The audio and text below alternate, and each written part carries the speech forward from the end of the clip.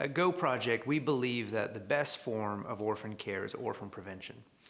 And one of the largest orphan prevention ministries that we have is in Uganda, and we call it Father's Family. And one of the families that I was honored enough to visit with last year in Uganda is a single mom named Leah. So Leah has been raising her daughter by herself. She's uneducated.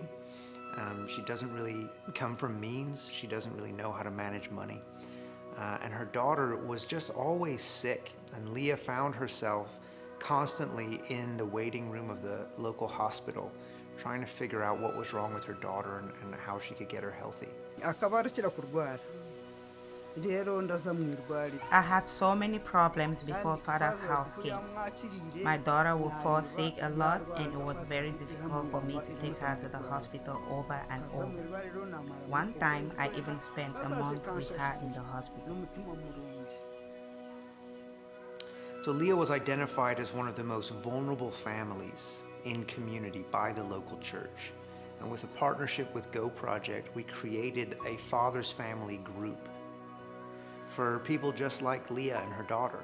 And in this group, Leah found a community, access to training so that she could learn how to farm, access to financial literacy curriculum so she could learn how to manage her money.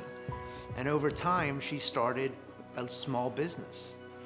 She was able to grow food in her garden and sell it in the market and make a little money. And not only that, but the food that she was growing was more nutritious. And don't you know it, but it wasn't long before her daughter started performing better, started getting healthier, was able to return to school. And Leah, thankfully, had raised enough money from the sale of her goods to pay for her daughter to go to school. I struggled looking for money to pay for my daughter's school fee and other materials.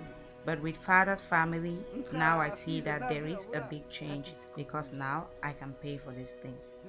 It has really brought a very big change to my family.